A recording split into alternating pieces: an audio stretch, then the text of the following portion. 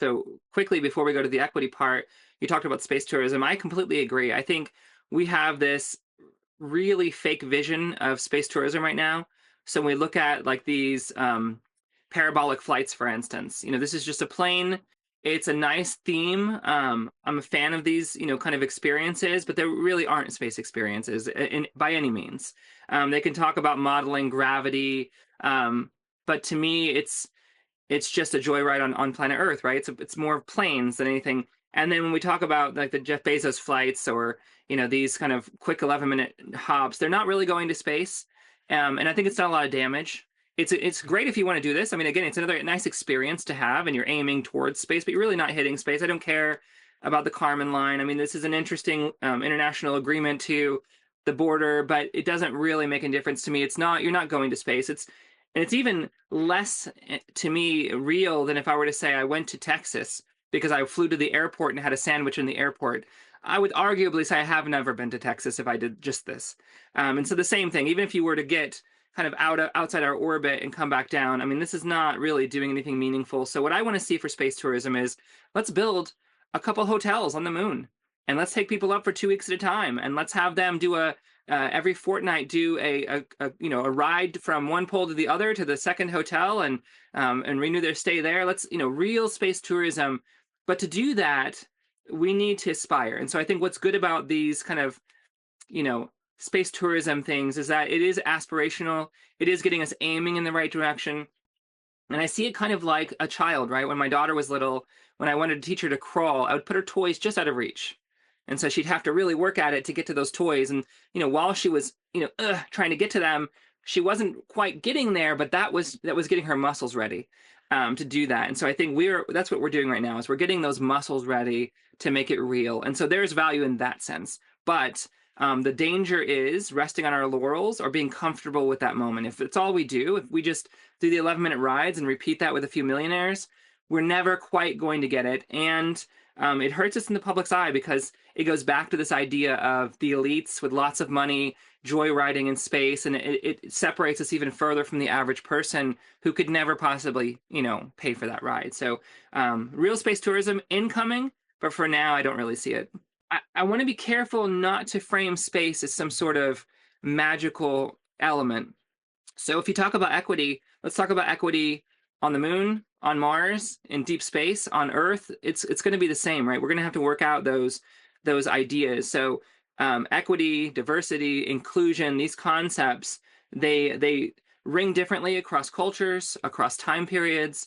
And so that's its own kind of realm of things that we need to figure out. But I will say, the more people that have access to space, the better. The more ideas that we can, kind of realize in space, the better. And I think right now our best bet isn't going to be to dilute how we get to space across the board. It's going to be a few key players, realistically, that break that frontier open for us.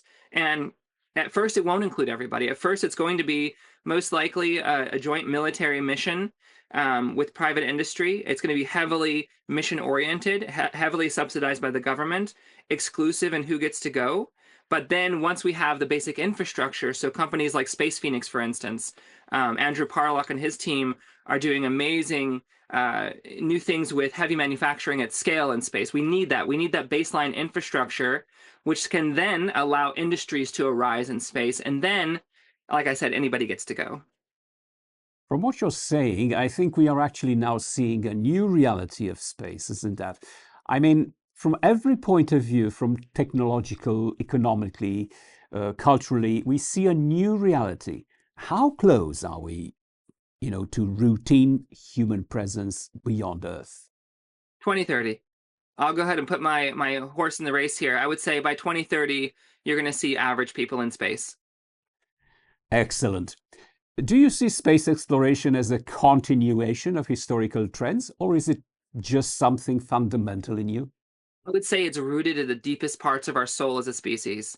It's nothing smaller than that. We are a species that seeks discomfort. I very much disagree with Bill Nye, for instance, when he talks about, not leaving Earth. Why would you go to Mars? Because it's very comfortable here. No, we don't like comfort. We're a species that likes some comfort, but we get very uncomfortable with comfort for too long. So we're the species that climbs over our dead friends to get to the top of Mount Everest. We're the species that braves waves. We're the species that braves cold. We're the species that, as soon as we have a little bit of comfort, we're like, what's over there? So we're at our best when we're pushing our boundaries and finding new frontiers. It's some sort of core drive in humanity. And I would say it goes back to that root drive in evolution. It's evolve or die. It isn't get comfortable and then kind of keep at it. It's as soon as you're comfortable, seek the next hardship, because that hardship's where you're going to grow. So we are a species that needs to expand and needs to stretch. And that's where we're driven. I would say expanding into the cosmos is our birthright. It's our duty as a species to continue going. And when you look at it again, it's like I said, leaving this planet, going to space isn't leaving our world, it's leaving the planet. It's going out into the further reaches. It's maturing. And there are billions and trillions and even crazy number higher of planets and species out there, no doubt. And we have an obligation to carry the seeds of life with us. If I were to say, you have the only medicine that village over there needs, you would have a moral obligation, in my opinion, to take that medicine to that village. We have the seeds of life, and we don't know how scarce that is. We don't know how rare it is. I anticipate it being quite common ultimately, but as far as distance goes, not so much. So when we have this spark of life, we have an obligation to spread that into the cosmos. And so I think that's where our mandate comes from. Oh, yeah. From what you're saying, I'm just thinking many people are considering today that we have a duty to keep exploring and finding a way to leave the planet because the planet would eventually disappear. Well, in the long term. But if we don't make it disappear, it will naturally disappear once the sun will expand too much.